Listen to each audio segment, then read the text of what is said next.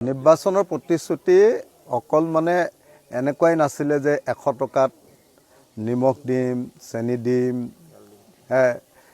কি কয় আপোনাৰ তেল দালি দিম, লগতে কৈছিলে যে একদম মিঠাতেলো দিম দেই বুলি কৈছিলে। মিঠাতেলো দিম দেই বুলি কৈছিলে ড্ৰাইভাৰ।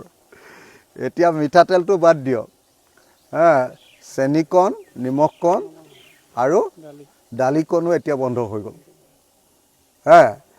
তাৰমানে সেইকাৰণে বুজি পাব লাগিব, ৰাজনীতি কৰা মানুহবিলাকৰ এই 2 নম্বৰী কথাবিলাক পুৰে বুজি পাব লাগিব মানুহে।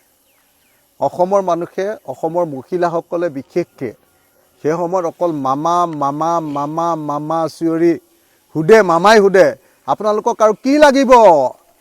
এই মিঠাতেল লাগিব, মিঠাতেল লাগিব মামা, এনেকৈ চিঞৰেনে নাই? মিঠাতেল লাগিব, মিঠাতেল লাগিব মামা। এতিয়া মিঠাতেল ক'ত?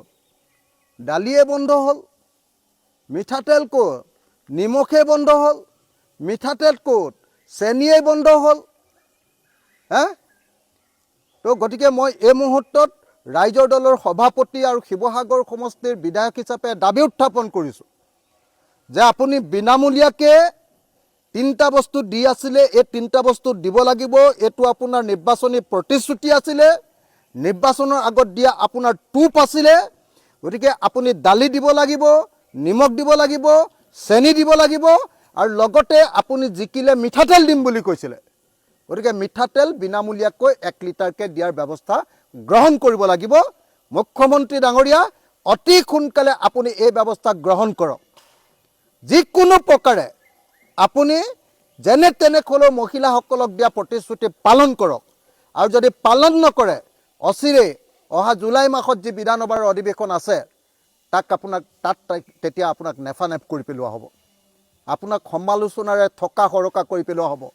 আপোনাক জবাবদিহি কৰা হ'ব। আপোনাক কান্দিবলৈ বাধ্য কৰোৱা হ'ব। আপোনাক মনত পেলাই দিয়া হ'ব আপুনি অসমীয়া মহিলাক আৰু অসমৰ জনতাক কেনেকৈ বিদ্ৰোহ কৰিছে, বিশ্বাসঘাতকতা কৰিছে, প্ৰত্যেকটো কথা মনত পেলাই দিয়া হ'ব। গতিকে অসমৰ মুখ্যমন্ত্ৰীক মই তেওঁৰ প্ৰতিশ্ৰুতি অনুসৰি 3টা সামগ্ৰী, নিমখ, মিঠাতেল আৰু চেনি দিয়াৰ উপৰিও নতুনকৈ দিম বুলি কোৱা যি আপোনাৰ মিঠাতেল, নিমখ, চেনি আৰু দালিৰ উপৰিও মিঠাতেল দিবৰ কাৰণে মই অসমৰ মুখ্যমন্ত্ৰীৰ ওচৰত দাবী উত্থাপন কৰিছোঁ।